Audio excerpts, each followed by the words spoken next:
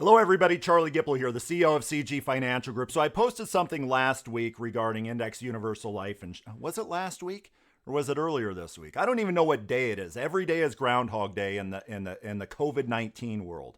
I think it was last week. I posted something on IUL and how there can be areas of embellishment when it comes to the potential for Index Universal Life Insurance, giving interest credits and stuff like that. If you don't know what I'm talking about, go back and check it out. But anyway, a friend of mine called me up, a good friend of mine, says, "Do you not like Index Universal Life Insurance?" I said, "I love Index Universal Life Insurance. What are you talking about?" He says, "Oh, this that you posted on LinkedIn." I said, let me clarify here. What I was suggesting on LinkedIn was when premium goes to an insurance company that's, say, $10,000, and if that premium is invested in a general account, and in the United States today, the average life insurance company is yielding, their general account around 4.5%. Let's call it 5%. What I was suggesting is that $10,000 generates income to the carrier of, say, $500 per year, right?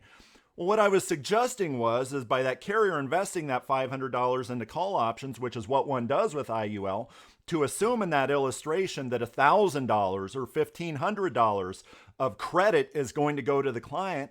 Well, that's like taking that $500 and just saying, yeah, going forward into the future, it's going to be a 100% return or 200% return. $500 going in, getting $1,000 back, it's a 100% return. $500 going in, getting $1,500 back, that's a 200% return. That's all I was suggesting. I said, to the contrary. And I told him about this story where me and my wife, because I like analogies. That's how we communicate, right? Analogies and stories. I said, my wife and I have been binge watching Breaking Bad, which is awesome. We blew through like 5 seasons here over the last month. And my wife looks to me and says, "Walter White, why the heck would you ever get yourself into what Walter White's gotten into? You go out in the desert to meet with your boss. You don't know you don't know if you're coming back."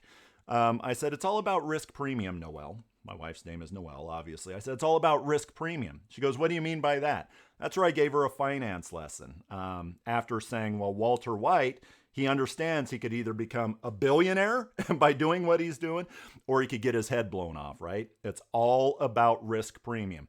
So that's when I gave her a finance lesson. And that is basically finance 101, right?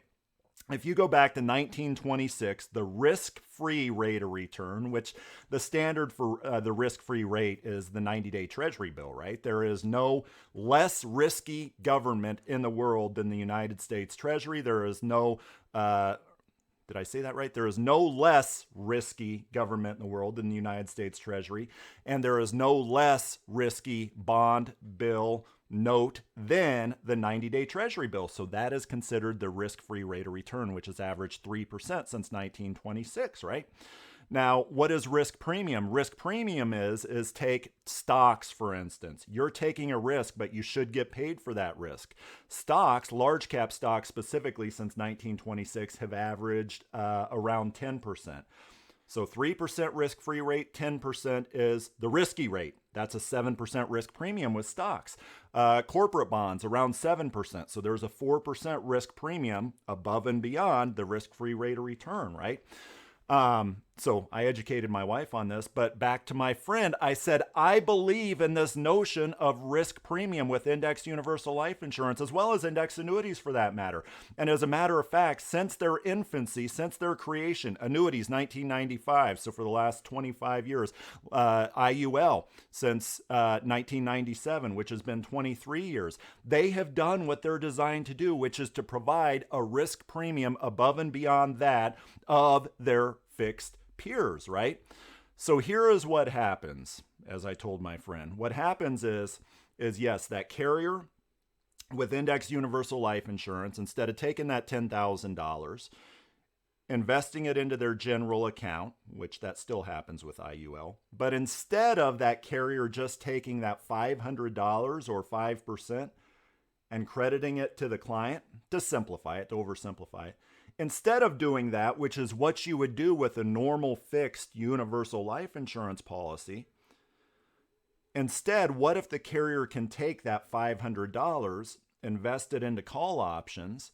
At the end of the year, when those call options expire, will that $500 come back more than $500, i.e., meaning that you get a risk premium by taking that $500 and saying, hey, I'm going to invest this into call options. This is a carrier saying this, not the clients. These are not securities to the clients, but this is how the carriers hedge this stuff.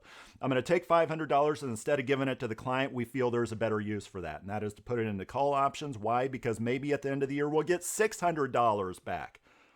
I believe that. I believe in risk premium. This is what I explained to my friend. I believe in risk. Now, do I believe that 100% or 200% risk premiums on our $500 is very feasible? I don't believe that. I believe, yes, a year here and there. I do not believe that. But do I believe that maybe $600 on a $500 investment is possible? I do believe that. Over the long run, which these are long-term instruments, whether you're looking at index universal life insurance, especially index universal life insurance, or index annuities, I believe in that risk premium. Now, one could very easily take my comments here to the nth degree, right? And say, okay, Charlie, if you believe in that risk premium so much, and why not just take the whole $10,000 and invest it into securities, which is called a variable universal life insurance policy? I agree. It's all a lot like a lot of things in life. It's all about the magnitude, right? I like VUL. I like index universal life insurance. I like current assumption UL. It is just where you are on that risk return spectrum. Heck, you could take that to the nth times nth degree and you could become Walter White, right?